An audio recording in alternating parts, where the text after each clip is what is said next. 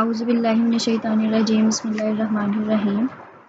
आज हमारे पास MTH 202 का लेक्चर नंबर 42 है, आइसोमॉर्फिज्म ऑफ ग्राफ्स। कि यहाँ पर हमारे पास एक ग्राफ दिया गया है, हमने उसके एजेस लिखने हैं और वर्टिसेस लिखने हैं, ठीक है, जैसे कि हमने लेक्चर नंबर 39 में किया था। तो यहाँ पर हमने एजेस भी लिख लिए और एंड पॉइंट्स भी लिख लिए। याद है आपको, एजेस हम वही लिखते होते हैं जहाँ एजेस के साथ वर्टिसेस हम वही लिखते होते हैं जहाँ पर वो अटैच हो रहे हों, ठीक है। तो यहाँ पर देखें, अगर हम स्टार वाला देते हैं तो इसका जो E1 एज है वो V1 से V2 के दरमियान है, ठीक है, V1 से V2 के दरमियान है। फिर इसी तरह हमारे पास जो E2 है वो हमारे पास V2 से V3 के दरमियान है, और फिर जो E3 है वो हमारे पास V3 से V4 के दरमियान है, और फिर जो हमारा E4 है वो V4 से V5 के दरमियान है, और जो E5 है वो V5 से V1 के दरमियान है। तो ये हमने यहाँ पर अपना एज एंड पॉइंट फंक्शन बना लिया। और बाकी ये दो ग्राफ्स हैं उनका भी इसी तरह से बना हुआ लेबलिंग की हुई है, ग्राफ्स एजेस 1 पॉइंट्स लिखे हुए हमने। तो यहाँ पर क्या कहा गया है, एजेस और ग्राफ्स को यहाँ पर फंक्शंस की फॉर्म में शो किया गया है। थोड़ा सा क्लोज करते हैं। यहाँ पर लिखा गया है कि यहाँ पर वर्टिसेस ऑफ जी लिखा गया है, वर्टिसेस ऑफ जी लिखे गए हैं, मतलब V1 V2 वगैरह सब कुछ लिखा गया है। अब हमने देखना है कि यहाँ पर कौन से V1 जो है वो V1 से एज बना रहे हैं, ठीक है। तो हमने यहाँ पर 1 to 1 कॉरेस्पॉन्डेंस शो कर लेनी है। वैसे यहाँ से पेपर बिल्कुल भी नहीं आता है, आप जस्ट रीड कर लें तो वही आपके लिए बेहतर होगा। आइसोमॉर्फिज्म ग्राफ यहाँ पर देख लेते हैं कि late G be the graph with the vertices of VG and VG and edges with EG and EG. G is isomorphic to G, ऊपर कॉलन भी डला हुआ है, ठीक है। If and only if there is अगर G आइसोमॉर्फिक तब होगा G से जब हमारे पास 1 to 1 कॉरेस्पॉन्डेंस होगी, ठीक है। इस तरह से 1 to 1 कॉरेस्पॉन्डेंस हो रही होगी, तब हमारे पास आइसोमॉर्फिक ग्राफ होगा, ओके। और यहाँ पर एजेस का भी that preserves edge and point of functions of G। तो यहाँ से ज़्यादा कुछ आता नहीं होता पेपर में, आपने ना जस्ट इसको रीड करना है ताकि आपको पता चल जाए कि हाँ हमने रीड किया। कोई भी आ जाए अगर MCQs एक आधा तो आप इसमें से कर लें, छोड़ना कुछ भी नहीं, पढ़ना सारा कुछ ही होता है। ग्राफ्स आइसोमॉर्फिज्म इज रिफ्लेक्सिव होते हैं, it means that the graph should be isomorphic to itself.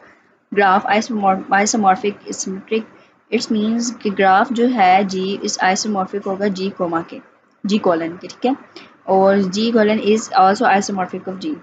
Graph isomorphic is transitive, इसका मतलब क्या है कि इट मीन्स कि G is isomorphic to G colon and G colon is isomorphic to G colon, then G is isomorphic to G colon, ठीक है। Isomorphic invariant. A property P is called isomorphic invariant if and only if given any graph G and G colon it has a property of P and G is isomorphic to G, then G colon has property P.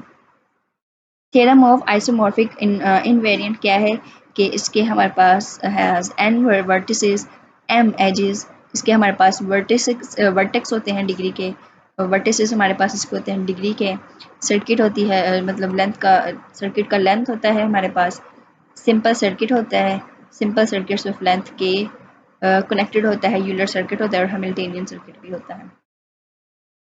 Degree of sequence हमारे पास क्या है, the degree of a sequence, the degree sequence of a graph is the list of degrees of its vertices is non increasing order.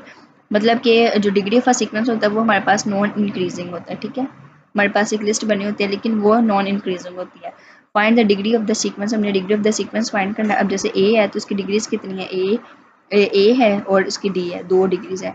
इस तरह B की 1 2 3 है और सी की हमारे पास कितनी है, 1 है क्योंकि बी के साथ सिर्फ कनेक्ट है, और डी की हमारे पास 1 2 है, ठीक है, और ई की हमारे पास कोई भी नहीं है।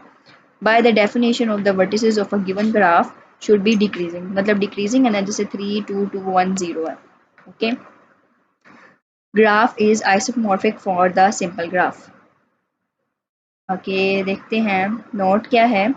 It is to be noted that unfortunately there is no efficient method for checking that whether two graphs are isomorphic. कि हमारे ये मेथड एक काफ़ी नहीं है कि हम सिर्फ 2 ग्राफ्स को ही देख लें कि वो आइसोमॉर्फिक है कि नहीं। हमें बाकी 2 ग्राफ्स तब आइसोमॉर्फिक होते हैं जब उनके पास सेम नंबर ऑफ वर्टिसेस हों, और सेम नंबर ऑफ एजेस हों, ठीक है। दो ग्राफ तब आइसोमॉर्फिक होते हैं जब उनका सेम नंबर ऑफ वर्टिसेस हो और सेम नंबर ऑफ एजेस हो, यहाँ पर लिखा हुआ है। ओके, आइसोमॉर्फिक कब है? जब हमारे पास सेम नंबर ऑफ एजेस हो और सेम नंबर ऑफ वर्टिसेस हो। तो क्या ये हमारे पास इसके वर्टिसेस हैं, 1 2 3 4 5 वर्टिसेस है ना।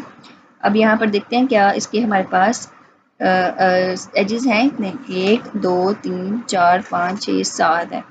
तो ये हमारे पास ग्राफ जो है वो आइसोमॉर्फिक नहीं है। ओके, अब ये इसके 4 हैं, 1 2 3 4 5, मतलब 1 2 3 4 5 है। अब 1 2 3 4 5, तो ये जी वाला जो है ना, जी कॉलम, तो ये हमारे पास आइसोमॉर्फिक ग्राफ है, ठीक है।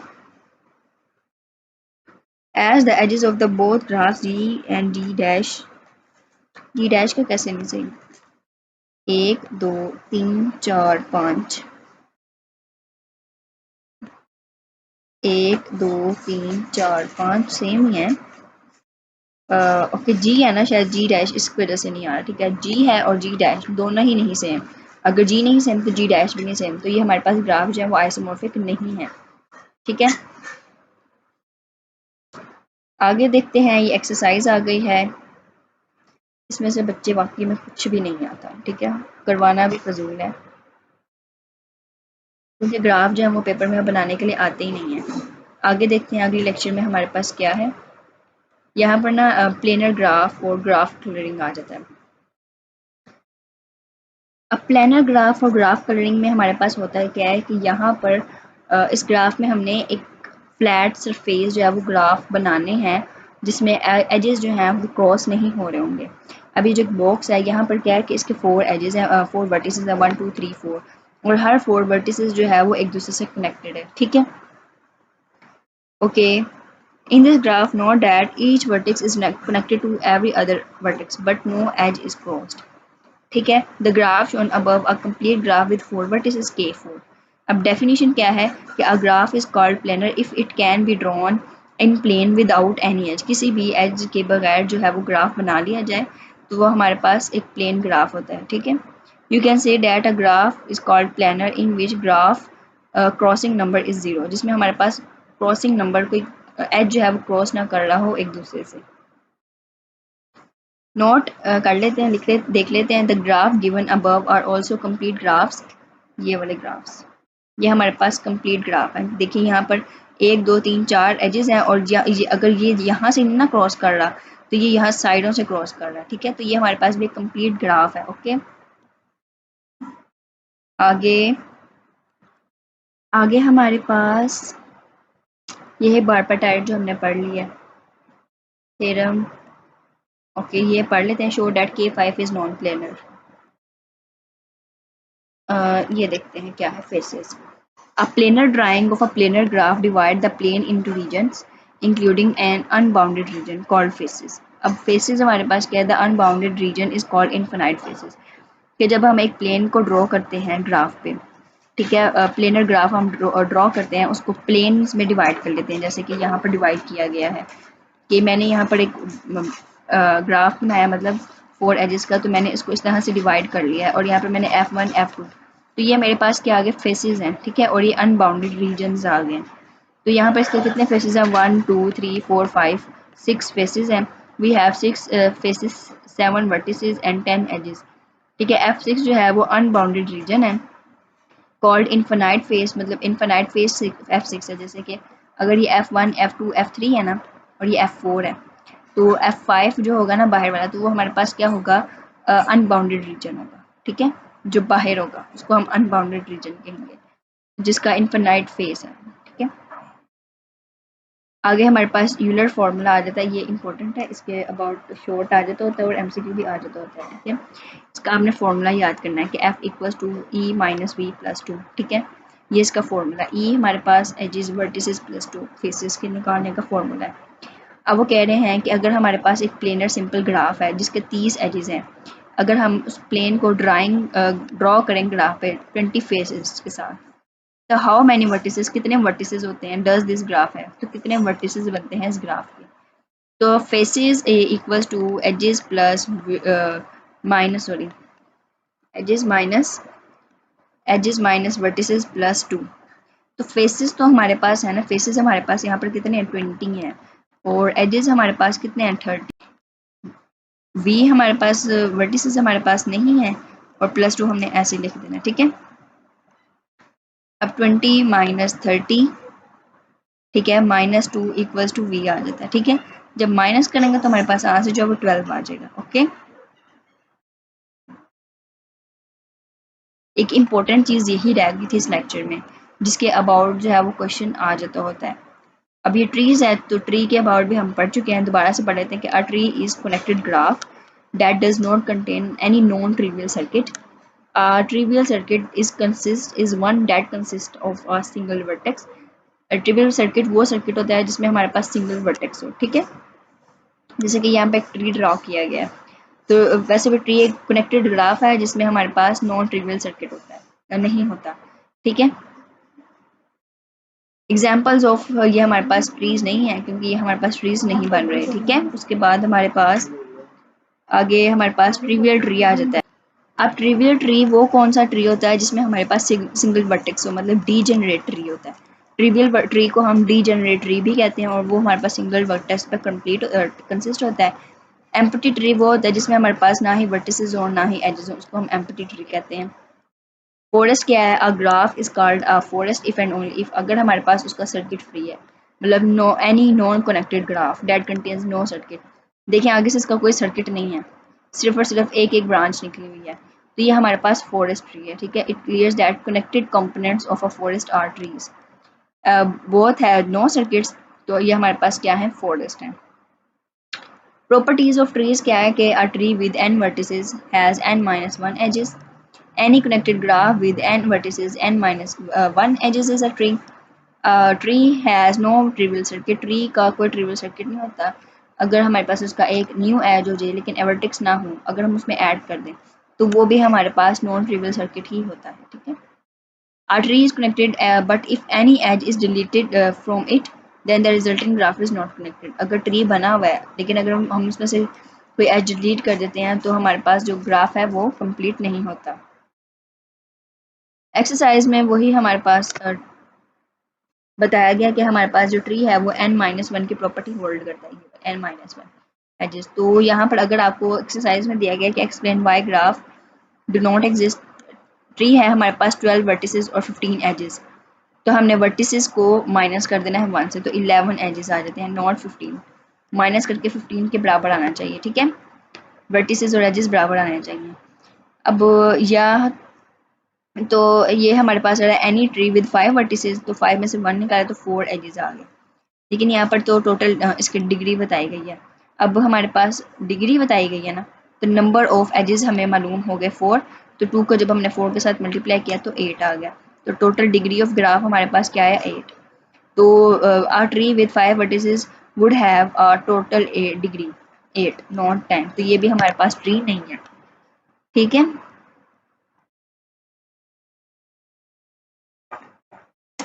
ओके आगे रूटेड ट्री देख लेते हैं। A rooted tree is a tree in which one vertex हो distinguished हो from the others is called root, ठीक है, जिसका एक वर्टेक्स हो और वो सबसे अलग हो। The level of a vertex is the number of edges, vertex का लेवल क्या है? नंबर ऑफ एजेस है along the unique path between it and the root. The height of a rooted tree is maximum level of any vertex of the tree.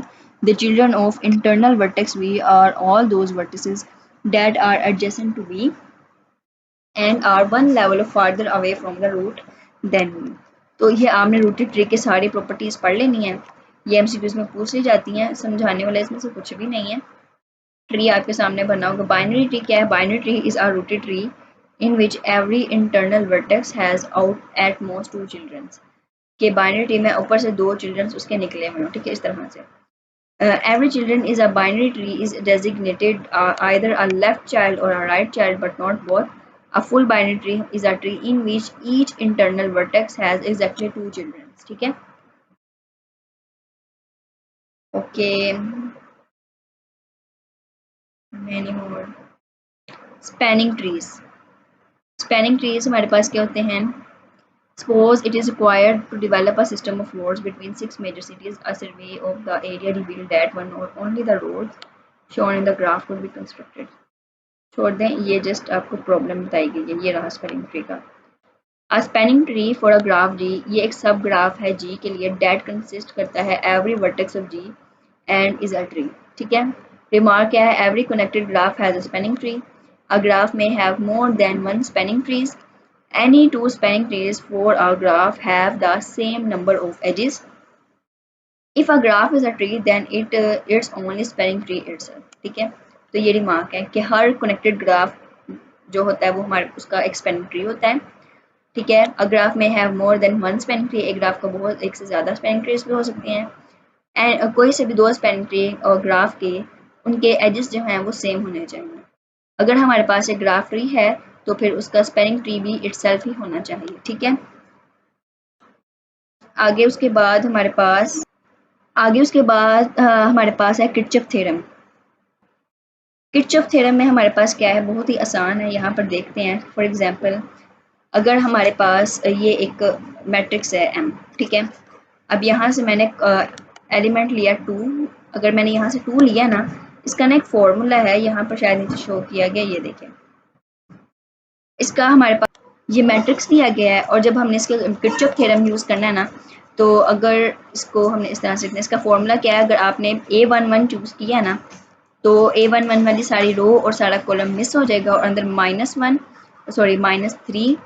-1 और -1 -1 2 -1 -1 3 आ जाएगा। तो ये सारा आपके पास पूरा एक मैट्रिक्स जो है वो लिया जाएगा और जब आप इस मैट्रिक्स को लेंगे ना तो वो एक स्ट्रेट हमारे पास ब्रैकेट्स आएंगी, ना कर्ली आएंगी और ना ही स्क्वायर ब्रैकेट्स आएंगी।